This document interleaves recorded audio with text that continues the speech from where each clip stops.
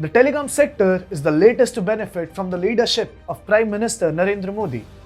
India's telecom sector, to be frank, was in the dire straits and clutching onto the straws for survival.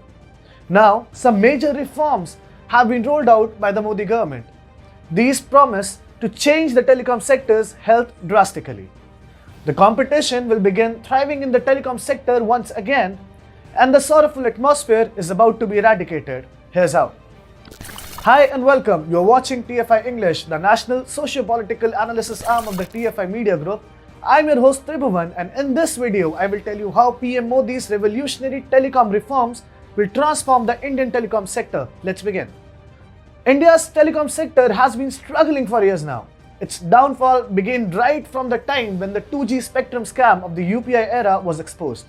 In 2016, the entry of Reliance Jio in the telecom market further exacerbated the woes of other service providers like Vodafone, Aircel, Bharti Airtel and Idea. Vodafone and Idea came together in 2018 to save each other from going bankrupt as well. That prevented India from sliding into a telecom duopoly of Jio and Airtel as the nearly two major service providers. Nearly all telecom providers owe large amounts of money to the government and have been unable to pay it. For quite some time now, the telecom industry has been calling on central government to intervene and provide some relief to the sector which is so crucial to India. The government too has been keen on creating an atmosphere in which competition among providers thrives. So the Modi government has now stepped in for some big bang telecom reforms and have been announced. Prime Minister Modi himself has made these decisions and they are set to provide much needed oxygen for the telecom sector. Rationalization of the definition of adjusted gross revenue, also known as AGR, that is the usage and licensing fees that telecom operators are charged by the Department of Telecommunication. This was a big point of contention between telecom providers and the government. 100% FDI in the telecom sector through the automatic route has been approved to boost investments. Earlier, FDI via automatic route was capped at 49%. Spectrum usage charges will now be rationalized and there will be an annual compounding of rates rather than a monthly one.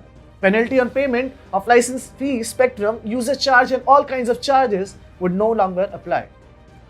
A moratorium has been announced on statutory dues of the telecom sector for 4 years. According to this, the government will improve cash flow within the sector, which can be used in more productive areas. Union Minister for IT, Telecommunication and Railways Ashwini Vaishnav said, the reforms package is adequate for the survival of existing players and will ensure robust competition, and added that with more reforms and more structural changes that are in the pipeline, more players should come. Other structural reforms announced by the government include the increase of tenure holding the spectrum from 20 to 30 years, surrender of airwaves after 10 years in case of the changed business atmosphere and other. Apart from the structural reforms which will breathe new life into the telecom sector, the Modi government has also announced several procedural reforms.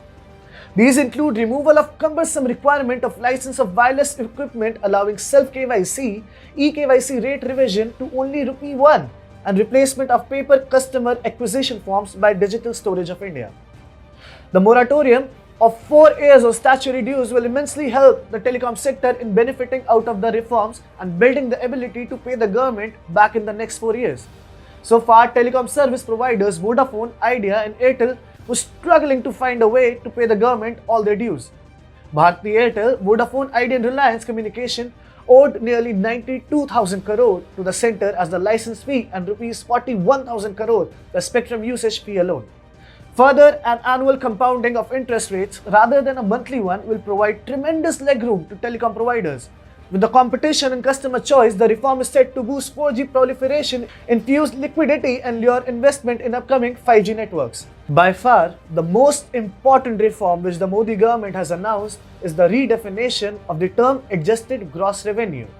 Until now, the telecom service providers were required to pay AGR dues to the government which included non-telecom revenue. For example, a telecom provider's headquarters in India has a food court. The revenue of that food court used by the company's staff was also included in the AGR, according to the previous definition. Now, AGR includes only telecom related revenues. 100% FDI in the telecom sector with all necessary checks and balances will provide an entire new opening for telecom providers to expand and build upon their existing networks. Overall, customer experience is set to receive a boost with the flow of greater FDI into the telecom sector. Earlier this year, the Modi government cleared 12,000 crore rupees to incentivize manufacturing of core transmission equipment, 4G, 5G, next generation radio access network and wireless equipment, Internet of Things access devices and other wireless equipments, switches, routers, etc. In the next 5 years, the Modi government will give incentives to various companies for starting indigenous manufacturing of telecommunication equipment in the country. The Modi government is not only promoting the domestic manufacturing of telecommunication equipment, but is also encouraging the Indian information technology behemoths to work towards the virtualization of telecom infrastructure.